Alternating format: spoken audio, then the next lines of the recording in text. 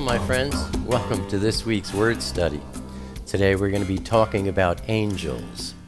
The word angel, or angels, comes from the Greek word angelos, which means messenger or messengers.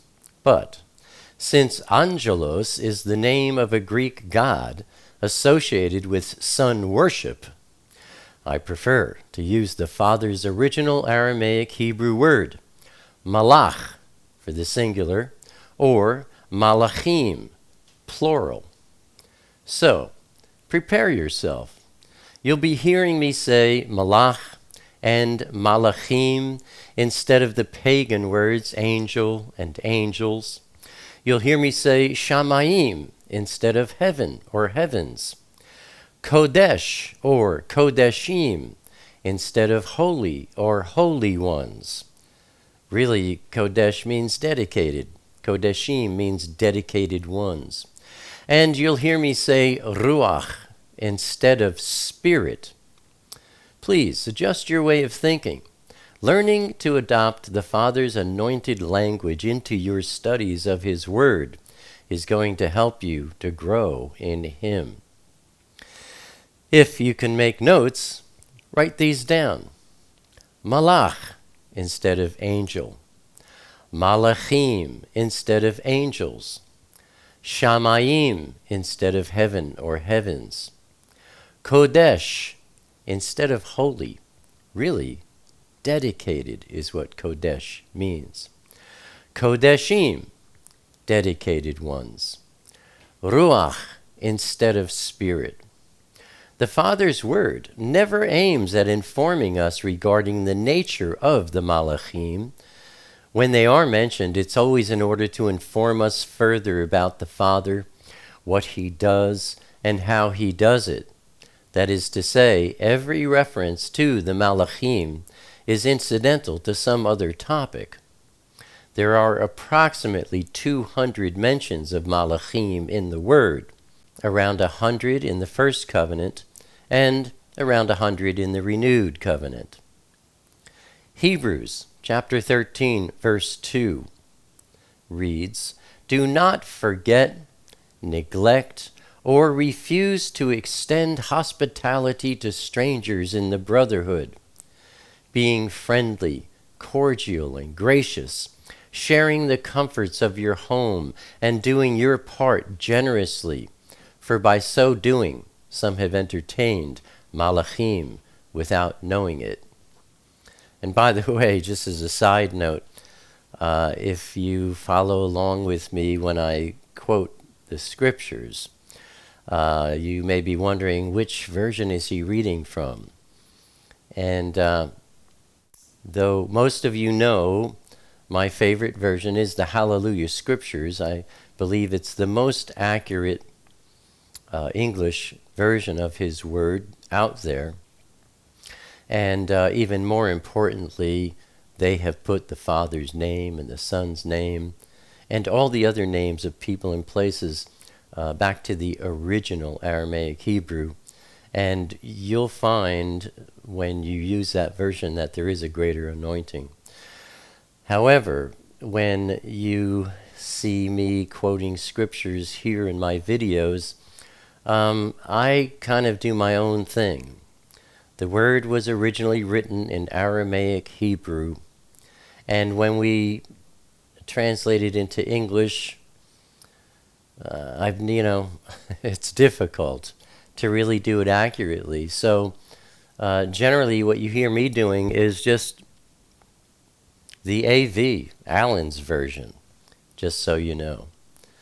Colossians chapter 1, verses 15 and 16 reads, "Yeshua is the exact likeness of the unseen Elohim, the visible representation of the invisible. He is the firstborn of all creation, for it was in Him that all things were created in the Shamayim and on the earth, things seen and unseen, whether thrones, dominions, rulers, or authorities. All things were created and exist through Yeshua, in Yeshua, and for Yeshua. Now, Yeshua's creation includes all things in the Shamayim and on earth, visible and invisible. This reveals the entire universe, both material and immaterial. A highly organized hierarchy of malachim is referred to in that scripture when it says thrones, dominions, rulers, and authorities. This not only indicates a highly organized dominion in the world of the malachim, but shows that the Ruach, through Shaul, that's Paul, was writing to refute an incipient form of Gnosticism, which promoted the worship of the malachim in place of the worship of Yeshua. See Colossians chapter 2, verse 18. So, the malachim were created by Yeshua. And also, Gnosticism, there are books out there known as the Gnostic Gospels, the book of Thomas, the book of Mary, and so on. These books were written at least 300 years after Yeshua left the earth. They are wicked doctrines of demons, just as a side note.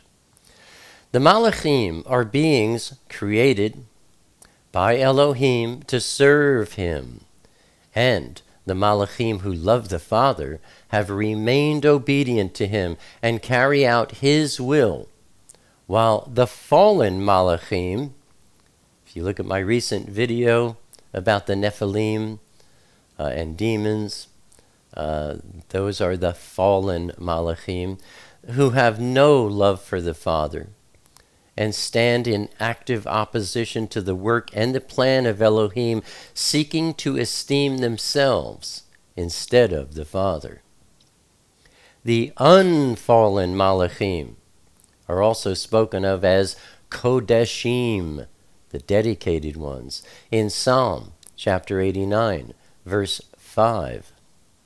The Shamayim praise your wonders, O Yahweh, your trustworthiness too in the assembly of the Qodeshim. Host is the English word which replaces the Aramaic Hebrew word tzaba, which means army, armies, or hosts. It's a military term, and it carries out the idea of warfare. Malachim are referred to as the host, the army, which calls our attention to two ideas. Firstly, it is used to describe Yahweh Elohim's malachim as the armies of the Shamayim, who serve in the army of Yahweh Elohim, engaged in spiritual warfare. Look at Psalm chapter 89, verse 6 and verse 8. Look at 1 Samuel chapter 1, verse 11. And chapter 17, verse 45. Secondly, it calls our attention to malachim as a multitude of beings who surround and serve Yahweh, as seen in the phrase Yahweh of hosts, Isaiah chapter 31, verse 4. In addition, tzaba, that's the Aramaic Hebrew word for hosts, sometimes includes the stars of the universe. The English words stars and angels are generally interchangeable. References in the Bible often seen as the angel of the Lord. More accurately, that would be the malach of Yahweh, are direct references to Yeshua. This reference / title no longer appears after the incarnation of Yeshua. However, there are references to an angel of the Lord, seen in Luke chapter 1, verse 11, and Luke chapter 2, verse 8, and also in Acts chapter 5, verse 19. But in the original languages, Greek or Aramaic Hebrew, this phrase is referring to a malach, not to Yeshua. The fact that malachim are created beings and not spirits of the departed or glorified human beings is brought out in Psalm chapter 148, verse 5, where the psalmist calls on all in the Shamayim, including the malachim, to praise the name of Yahweh. The reason given is, quote, "For he commanded and they were created," close quote. As created beings, malachim are, of course, mere creatures. They are not divine, and their worship is explicitly forbidden. Look at Colossians chapter 2, verse 18. Look at Revelation chapter 19, verse 10. Revelation chapter 22, verse 9. As a separate order of creatures, they are both distinct from human beings and higher than humans, with powers far beyond human abilities in this present age. Look at 1 Corinthians chapter 6, verse 3. Hebrews chapter 1, verse 14. Hebrews chapter 2, verse 7. But as creatures, they are limited in their powers, knowledge, and activities. We see that in 1 Peter chapter 1, verses 11 and 12, and also in Revelation chapter 7, verse 1. Like all of creation, the malachim are under Elohim's authority and subject to his judgment. We can see that in 1 Corinthians chapter 6, verse 3, and in Matthew chapter 25, verse 41. Colossians chapter 2, verse 18 reads, "Let no one defraud you by acting as an umpire, declaring you unworthy and disqualifying you for the prize," insisting on self-abasement and worship of the malachim. Taking his stand on visions he claims he has seen, vainly puffed up by his sensuous notions and inflated by his unspiritual thoughts and fleshly conceit. By creation, man is lower than the malachim. We see that in Hebrews chapter 2, verses 7 through 9. Malachim are higher in intelligence, power, and movement, yet the malachim serve men as ministering spirits. Hebrews chapter 1, verse 14. They are sent forth to serve believers regardless of their high position and power. When Hanach, that's Enoch, went to speak to Yahweh on behalf of the fallen malachim, Yahweh said to him, "They are supposed to be coming to me on your behalf, not the other way around." Michael, that's Michael, is the only malach designated as an archangel, and may possibly be the only one of this rank. The mission of the archangel is protector of Israel, Yisrael. Gabriel seems to be Elohim's special messenger of his kingdom program. In each of the 4 times he appears in the Word, he reveals and interprets Yahweh's purpose and program concerning the Messiah and his kingdom to the prophets and people of Israel. In a highly significant passage, Gabriel explained the events of the 70 weeks of Daniel, also known as the time of Jacob's trouble, also known as the 7-year tribulation. Look at Daniel chapter 9, verses 21 through 27. In Luke chapter 1, verses 26 and 27, Gabriel told Miriam, that's Mary, that the one born to her would be great and rule on the throne of David, Dawid. And in Daniel, that's Daniel, chapter 8, verses 15 and 16, Gabriel explained to Daniel the succeeding kingdoms of Medo-Persia and Greece, as well as the untimely death of Alexander the Great.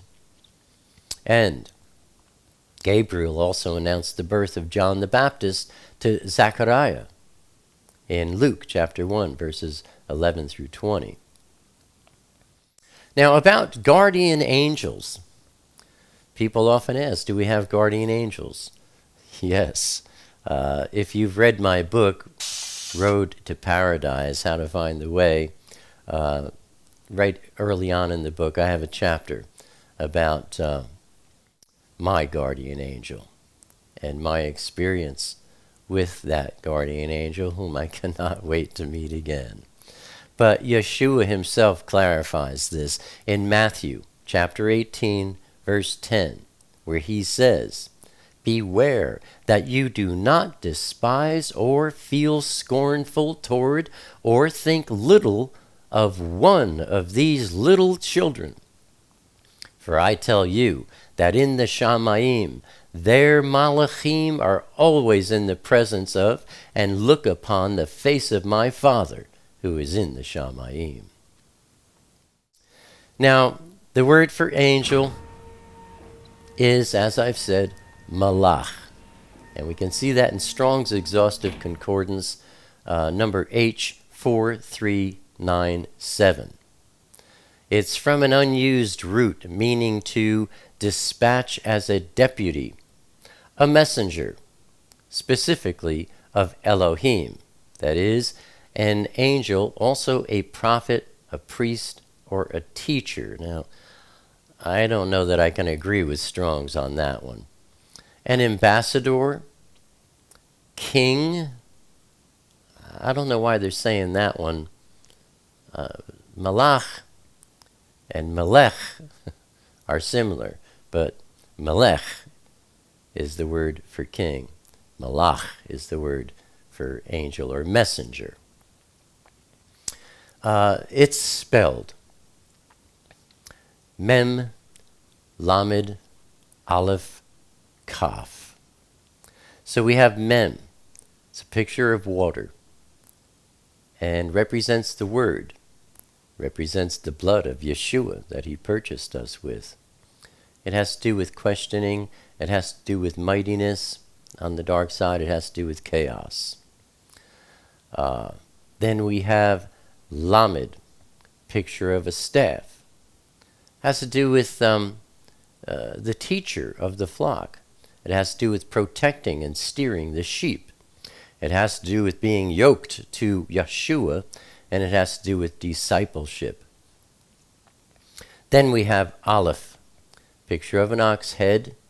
Has to do with Abba Father, and has to do with headship, being yoked to that headship, being taught by that headship. And it has to do with strength and power.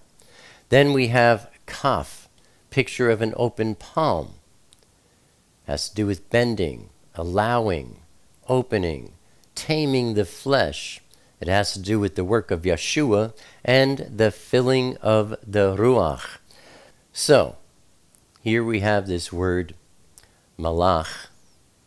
And what does the Odiot tell us?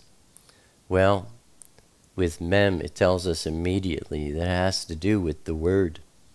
It has to do with the blood of Yeshua. Then we go to Lamed, teaching the flock, protecting and steering the sheep, yoking to Yeshua, discipleship. Then Aleph, being yoked to the Father, being taught by the Father. And Kaf, opening, allowing, taming the flesh, the work of Yeshua, so that the malachim are to serve those who are seeking Elohim. They are to reveal the word to us. They are to reveal the Father to us. They are to teach us and steer us and guide us. They are to bend, open, and allow the work of Yeshua and the direction of the Father to operate through them on our behalf. So now, there is a hierarchy, and it goes like this, in order. We have thrones, then we have dominions, then we have principalities. Below that we have powers. Then below that we have cherubim. Below the cherubim are seraphim, meaning the fiery ones. Below the seraphim are teraphim, And I pause on that one because TERAPHIM do not have anything to do with the Father's kingdom. The TERAPHIM are the earthly man-made ones, would be the meaning of that word. And they are the little, graven images and idols that people worship. So the TERAPHIM really are not in that hierarchy. I put them on the bottom just to mention because we're going to talk about them. But in terms of the malachim, you have cherubim and seraphim. Cherubim are the highest. Seraphim are below that, and they're the fiery ones. But if you've heard the term teraphim, that's referring to wickedness. Man-made little graven images. Sometimes they're very large. We'll get into that too. But terra, as in earth, teraphim, these are man-made idols and should be avoided. Now, we have 6 major malachim. Michael, is the warrior. Gabriel, is the redeemer. Raphael is the healer. And Uriel is the light bearer. There are 2 who fell. Gadriel, that's Satan. He's the messenger of light who became the messenger of darkness. Then we have Abaddon, also known as Apollyon, also known as Apollo, the messenger of life who became the messenger of death. Now we look at cherubim. That's actually cherubim. The cherubim are of the highest order or class, created with indescribable powers and beauty. They are proclaimers and protectors of Yahweh's glorious presence, His sovereignty, and His Qodesh being. They stood guard at the gate of the Garden of Eden, preventing sinful man from entering. Genesis chapter 3, verse 24. They were the golden figures covering the mercy seat above the ark in the place of the most Qodesh, commonly called the Holy of Holies. Look at Exodus chapter 25, verses 17 through 22. And they attended the glory of Elohim in Ezekiel's vision, Ezekiel chapter 1. Cherubim, or cherubim, have an extraordinary appearance with 4 wings, feet like a calf, gleaming like burnished bronze, and they have 4 faces, that of a man, a lion, an ox, and an eagle. The man represents the tribes of Reuben. The lion represents the tribes of Judah, Yehudah. The ox represents the tribes of Ephraim, and the eagle represents the tribes of Dan, actually Dan. The living creatures are those who seem to be involved with revealing the glory of Yahweh in His omniscience, omnipotence, and omnipresence. We see this in Ezekiel chapter 1, verse 5, Revelation chapter 4, verse 6, Revelation chapter 6, verse 1, and Ezekiel chapter 10, verses 15 and 20 reveal them as cherubim. Then we have the seraphim. These are pictured surrounding the throne of Yahweh in Isaiah chapter 6, verse 2. They are described as each having 6 wings. In their threefold proclamation, Qodesh, Qodesh, Qodesh, often seen as holy, holy, holy. Isaiah chapter 6, verse 3. They are saying, recognize Yahweh as extremely and perfectly Qodesh, dedicated. Whenever words are repeated like that, it's the Aramaic Hebrew way of applying great emphasis to any statement. Therefore, the seraphim praise and proclaim the perfect and awesome, dedicated nature of Yahweh. Now we have the teraphim, and that word is explained in classical rabbinical literature as, quote, disgraceful things, close quote. And in many English translations of the word, teraphim is translated as idols or household gods. In Genesis chapter 31, Rachel takes the teraphim belonging to her father, Laban, and hides them as her husband Jacob escapes. In 1 Samuel chapter 19, verse 13, Michal helps her husband David, to escape from her father Shaul. She lets him out through a window and then tricks Shaul's men into thinking that a teraphim in her bed is actually David. The word here refers to the teraphim, which implies that there was a place for teraphim in every household. Now, in Rachel's case, the teraphim were small. In Michal's case, this graven image was the size of a man. It was large. The same word is used in 1 Samuel chapter 15, verse 23, where Samuel rebukes Shaul and tells him that, quote, presumption is as iniquity and teraphim, close quote. Here, the idea is that rebellion is just as bad as teraphim. Teraphim are thus denounced as idolatry. Zechariah, that's Zechariah, chapter 10, verse 2 reads, for the teraphim utter emptiness, and the diviners see lies and relate dreams of deceit and give empty consolation. Therefore, the people wander like sheep. They are afflicted, for there is no shepherd. Then we have the elect malachim. In 1 Timothy chapter 5, verse 21, Shaul speaks of the elect malachim. These are the Qodesh malachim, who are somehow included in the elect purposes of Yahweh Elohim. These are the malachim who did not follow after Satan in his rebellion. There is little revealed about their election, but apparently there was a probationary period for the malachim, and these, being the elect malachim of Yahweh, remained faithful and are confirmed in their Qodesh state in the service of Yahweh. Next we have the watchers.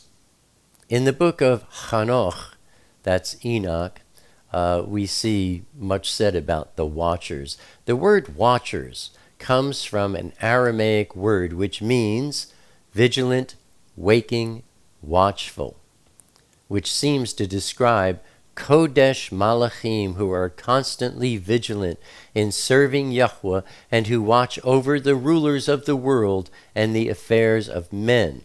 We see that in Daniel chapter 4, verse 13, 17, and 23. The added description, quote, a Qodesh one, close quote, implies that there are watchers who are not Qodesh, such as those seen in the book of Hanoch. That is, demonic forces who are watching the affairs of men and seeking to influence and destroy. There's another truth regarding angels that needs to be kept in view. Just as people usually do not think of the punitive ministry of malachim, so people, in their popular ideas about malachim, often ignore the Scripture's teaching about the deception of Satan's evil minions. Look at 2 Corinthians chapter 11, verses 14 and 15. The fact that society is ignorant of this is not without reason, and that reason lies in Satan's deception and in the vacuum of people's hearts as they continue to seek answers apart from Elohim, ignoring the word of Yahweh and his plan of salvation in Yeshua. As the arch-deceiver to the believers and to mankind as a whole, Satan is the master of disguise.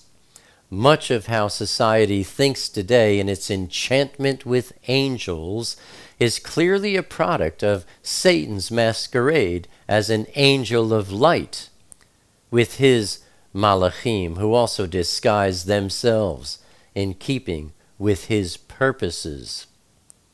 I always say 90% of the truth equals no truth at all.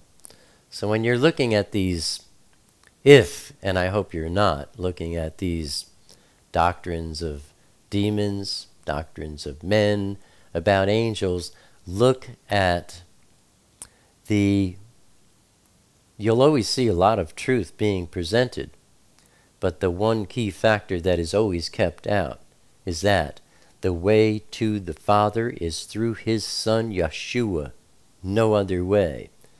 A lot of great philosophies and doctrines of men, doctrines of demons, promote all kinds of truth, but they always leave Yeshua out of the picture in one way or another. Investigate for yourself what is being written in books and what is being said in seminars, and you will find numerous publications and teachings that are filled with what is nothing less than pure demonic deception. Be careful, my friends. Weigh everything against the word of the Father. And that's our study for this week. As always, I hope and I pray that this teaching is a beracha to you and yours. And Abba willing, I'll see you next week. Until then, shalom, my friends.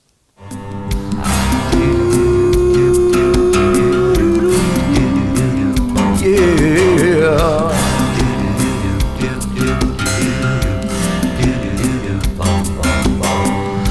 Now 2,000 years have gone by, it's another working day. Some would rather let it lie, but the question still remains.